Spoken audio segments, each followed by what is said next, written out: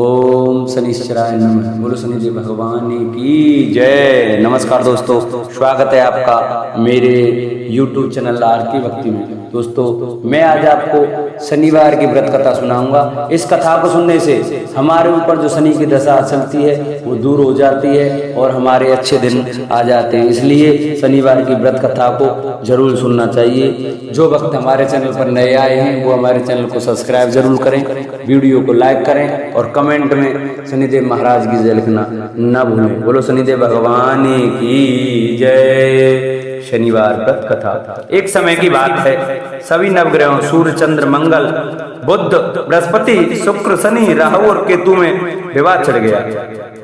विवाद का कारण था कि इनमें सबसे बड़ा कौन है। कोई निर्णय न होने पर सभी देवराज इंद्र के पास निर्णय कराने पहुंचे। इंद्र किसी एक का पक्ष नहीं ले सकते थे, इसलिए उन्होंने निर्णय देने में अपनी असमर्थता जताई। परंतु उन्होंने उन सबको पृथ्वी पर राजा विक्रमादित्य के पास जाने की सलाह दी, क्योंकि राजा विक्रमादित्य अति न्यायप्रिय थे। इंद्र ने कहा कि वे ही इसका निर्णय कर सकते हैं। इंद्र की सलाह से सभी ग्रह एक साथ राजा विक्रमादित्य के पास पहुंचे और अपने आने का कारण बताया। राजा इस समस्या से अति चिंतित हो उठे, क्योंकि वे जानते थे कि अगर उन्होंने किसी एक को बड़ा बता दिया तो बाकी ग्रह कुपित हो उठेंगे। तब राजा को एक उपाय सूझा। उन्होंने स्वर्ण, रजत, कांस, पीतल, सीसा, रांगा, चिस्ता, अब्रक और लोहे से 9 सिंहासन बनवाए और उन्हें इसी क्रम में रख दिया। राजा विक्रमादित्य ने उन सब से निवेदन किया कि आप सभी अपने अपने सिंहासन पर स्थान ग्रहण करें। जो भी अंतिम स्थान पर बैठेगा वही सबसे छोटा होगा। लो सिंहासन सबसे अंत में था, इस अनुसार लो सिंहासन पर बैठने वाला सबसे छोटा होगा। शनिदेव सबसे अंत में लोहे सिंहासन पर बैठे, तो इसलिए वही सबसे छोटे कहलाए। शनिदेव को लगा कि राजा ने यह जानबूझकर किया है, इसलिए उन्होंने कुपित होकर राजा से कहा, राजा तू मुझे नहीं जानता। सूर्य एक राशि में 1 महीना, चंद्रमा 2.25 महीना व बुध और शुक्र 1-1 महीने विचरण करते हैं, परंतु मैं 2.5 से 7.5 साल तक रहता हूँ। शनिदेव क्रोधित होकर कहने लगे कि श्री राम की 7.5 आने पर उन्हें वनवास हो गया, रावण 7.5 आने पर वह बानरों की सेना से परास्त हो गया। अब तुम सावधान रहना। ऐसा कहकर शनिदेव वहां से चले गए। इसके बाद अन्य देवताओं ने भी वहां से प्रस्थान कर लिया। कुछ समय के बाद राजा की 7.5 आई। तब शनिदेव घोड़ों के सौदागर बनकर वहां आए। किसी ने राजा को सूचना दी कि कोई घोड़ों का सौदागर आया है तथा उसके पास जो घोड़े हैं वह बहुत बढ़िया है। राजा ने यह समाचार सुनकर अपने अश्वपाल को उस सौदागर से घोड़े खरीदने का आदेश दिया। अश्वपाल ने कई अच्छे घोड़े खरीदे। वह एक सर्वोत्तम घोड़े को राजा को सवारी हेतु दिया। राजा जैसे ही उस घोड़े पर बैठा वैसे ही वो घोड़ा भागकर वन की ओर चला गया। वन में काफी अंदर पहुंच वह घोड़ा गायब हो गया और राजा भूख प्यास से जंगल में भटकता रहा। भटकते भटकते राजा को बेहद प्यास लगी। तब एक ग्वाले ने उसे पानी पिलाया। राजा ने प्रसन्न होकर उसे अपनी अंगूठी दे दी। वह अंगूठी देकर राजा आगे चल दिया और एक नगर में पहुंचा। वहां उसने अपना नाम उज्जैन निवासी बीका बताया। वहां एक सेठ की दुकान से उसने जल इत्यादि पिया और कुछ विश्राम भी किया।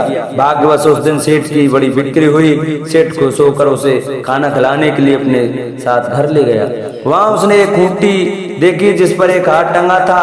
राजा ने देखा कि खूंटी उस हार को निगल रही है और थोड़ी देर में पूरा हार गायब हो गया। सेठ ने समझा कि बीका ने हार चुराया है। उसने बीका को कोतवाल के पास पकड़वा दिया।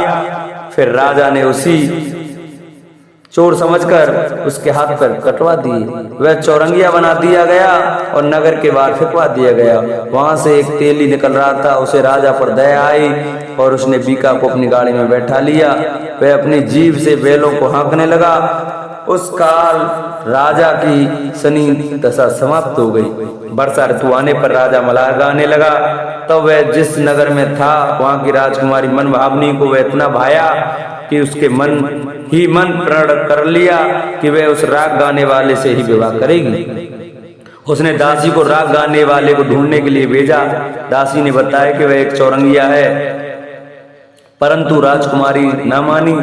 अगले ही दिन से राजकुमारी अनशन पर बैठ गई कि विवाह करेगी तो उसी से। उसे सब ने बहुत समझाया, पर वह भी जब न मानी तो राजकुमारी के पिता ने उस तेली को बुलवा भेजा और विवाह की तैयारी करने को कहा। फिर उसका विवाह राजकुमारी से हो गया। एक दिन सोते समय स्वप्न में शनिदेव ने राजा विक्रमादित्य से कहा, राजन देखो, तुमने मुझे छोटा बताकर कितना दुख झेला है। तब राजा ने उससे क्षमा मांगी और प्रार्थना की, हे शनिदेव, जैसा दुख मुझे दिया किसी और को न दें। शनिदेव मान गए और कहा, जो मेरी कथा और व्रत करेगा उसे कोई दुख ना होगा, तथा जो नित्य मेरा ध्यान करेगा और चींटियों का आटा डालेगा उसके सारे मनोरथ पूर्ण होंगे। साथ ही शनिदेव ने राजा को उसके हाथ पैर भी वापस दे दिए। प्रातः आंखें खुलने पर राजकुमारी ने जब राजा को देखा तो वह आश्चर्यचकित रह गई। बीका ने उसे बताया कि वह उज्जैन का राजा विक्रमादित्य है। सभी अत्यंत प्रसन्न हुए। सेठ ने जब यह सुना वह पैरों पर गिरकर क्षमा मांगने लगा। राजा ने कहा कि वह तो शनिदेव का कोप था, इसमें किसी का कोई दोष नहीं है। सेठ ने फिर भी निवेदन किया कि मुझे शांति तब मिलेगी जब आप मेरे घर चलकर भोजन करेंगे। सेठ ने अपने घर कई प्रकार के व्यंजनों से राजा का सत्कार किया। साथ ही सबने देखा कि जो खूंटी हाथ निकल रही थी वही अब उसे उगल रही थी। सेठ ने अनेकों मोहरें देकर राजा का धन्यवाद किया और अपनी कन्या श्री कंवरी से शादी करने का निवेदन किया। राजा ने शहर स्वीकार कर लिया। कुछ समय पश्चात राजा अपनी दोनों रानियों मन भावनी और श्री कंवरी को उज्जैन नगरी के लिए लेकर निकल पड़े। वहां नगरवासियों ने सीमा पर ही उनका स्वागत किया। सारे नगर में दीपमाला हुई, सबने खुशी मनाई। राजा ने घोषणा की, मैंने शनिदेव को सबसे छोटा बताया था, जबकि असल में वही सर्वोपरि हैं। तब से सारे राज्य में शनिदेव की पूजा तथा कथा नियमित रूप से होने लगी। सारी प्रजा ने बहुत समय सुखी और आनंद के साथ बिताया। जो शनिदेव की इस कथा को सुनता या पढ़ता है उसके सारे दुख दूर हो जाते हैं। बोलो शनिदेव भगवान की जय। श्री हनुमंते नमः। श्री गुरु चरण सरोज रज निज मन मुकुर सुधार। वरनहु रघुवर विमल जसु जो दायक फल चार। बुद्धिहीन तनु जानिके सुमिरो पवन कुमार। बल बुद्धि विद्या देहु मोय हरहु कलेश विकार। जय हनुमान ज्ञान गुण सागर जय कपीस तिहु लोक उजागर। रामदूत अतुलित बल धामा अंजनी पुत्र पवन सुत नामा। महावीर विक्रम बजरंगी कुमत निवार सुमत के संगी। कंचन वरण विराज सुवेशा कानन कुंडल कुंचित कैसा। हाथ वज्र और ध्वजा विराजे कांधे मूज जनेऊ साजे। शंकर सुवन केसरी नंदन तेज प्रताप महाजगवंदन।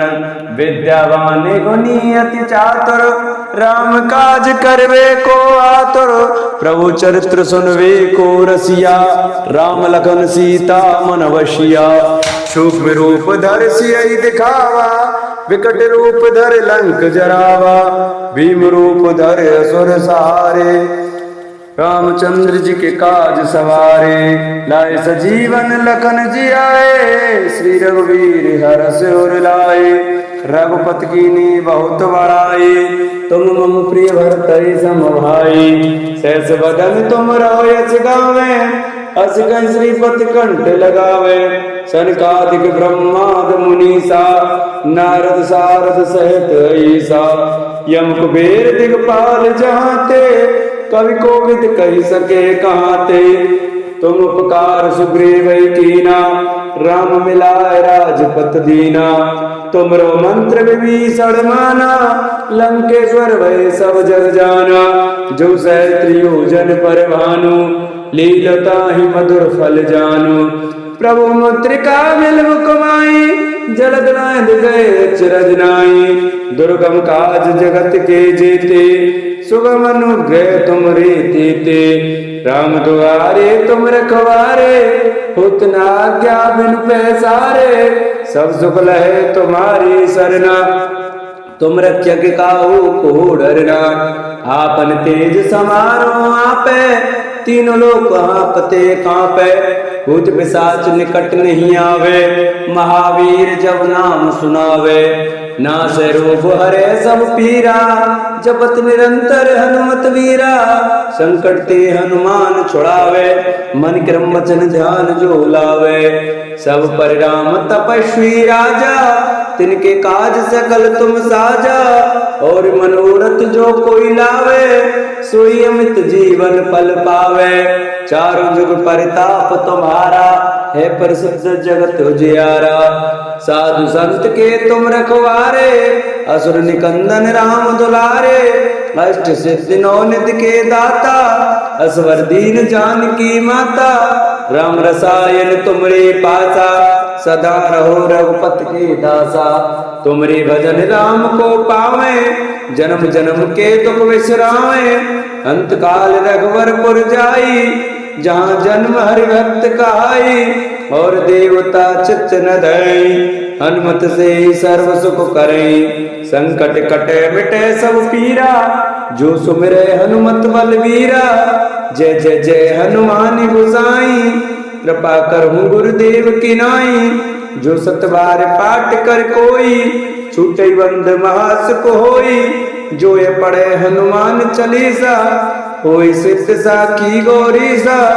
तुलसीदास सदा हरिचेरा, कीजे नाथ हृदय डेरा। पवन तने संकट हरन, मंगल मूरति रूप। राम लखन सीता सहित, हृदय वसो सुरभूप।